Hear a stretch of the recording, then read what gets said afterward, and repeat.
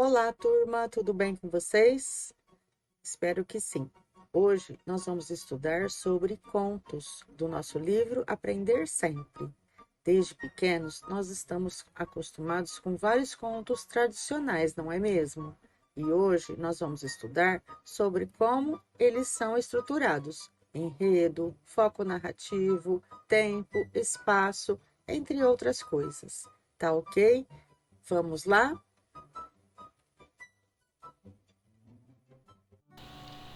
Então vamos recapitular o que são gêneros textuais. Gêneros textuais são realizações linguísticas com propriedades sociocomunicativas. São a conexão do cultural e com uma função comunicativa.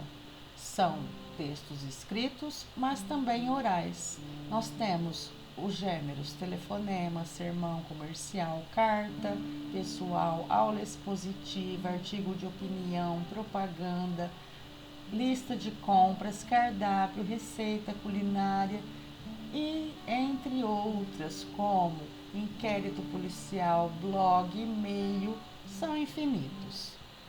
Portanto, o conto é o ato de narrar acontecimentos reais ou fictícios. O conto é uma narrativa curta que gira em torno de um só conflito, ou seja, de um só problema, com poucos personagens. O conto vem do verbo contar, daí o nome do seu gênero. Agora, os contos, eles têm as suas características e a sua estrutura. A história do conto, ela deve ter um início, um meio e um final, como nós já havíamos falado anteriormente. O início é a situação-problema, o meio é o desenvolvimento e o fim tem um final inesperado. Portanto, isso faz parte do que nós chamamos de enredo.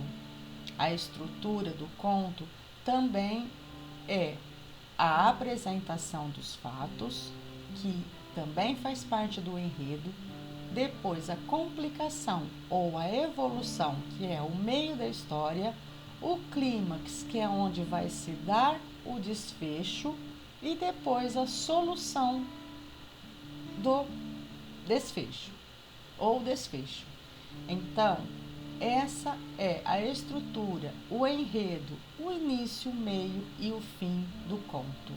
Então, o conto é uma narrativa curta, um único conflito, poucos personagens, tempo e espaço reduzidos, ou seja, o tempo é um curto período de tempo e o espaço é em apenas um lugar determinado e apenas um clímax.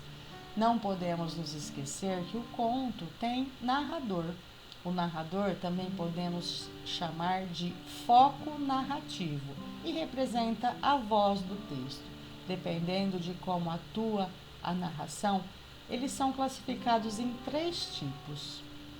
Então, nós temos um narrador que participa da história e por isso o texto é escrito em primeira pessoa, do singular ou do plural, que é eu ou nós. Esse tipo de narrador nós chamamos de narrador personagem. Temos também aquele tem a possibilidade de o narrador não participar da história.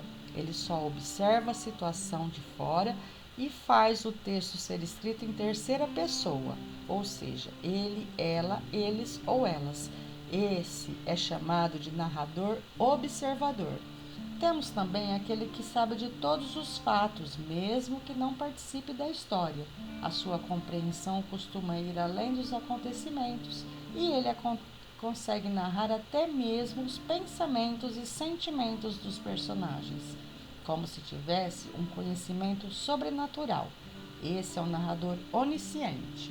Agora, os personagens. Sempre há uma vítima, um vilão, um herói, os adjuvantes e os oponentes. A vítima é o objeto de perturbação. O vilão é o sujeito da perturbação. O herói é aquele que estabelece a ordem. Os adjuvantes são os personagens secundários que ajudam os heróis. E os oponentes são os personagens secundários que ajudam o vilão. Agora, nós temos a classificação de contos, dos contos populares, como maravilhosos ou de encantamento, contos jocosos ou divertidos, religiosos ou morais, contos de animais e contos etiológicos. Esses contos são os temas com variados temas. Temos também um outro gênero que é o conto de adivinhação, que é uma história de tradição popular e oral. Trata-se de narrativa em que o personagem, em situação difícil, deve usar o raciocínio lógico ou a criatividade para resolver o enigma e encontrar uma solução. A vitória do herói depende da decifração da charada ou enigma. Por se tratar especificamente de um conto de adivinhação, são acrescidas características como opressão de hábitos e valores, diversidade do contexto cultural e papel educativo desse tipo de conto. Sempre há uma moral, uma educação, trabalhando a diversidade de gênero, de etnia, diversidade cultural, religiosa, entre outras. Agora nós vamos para as atividades de hoje. Bons estudos e até a próxima aula, pessoal!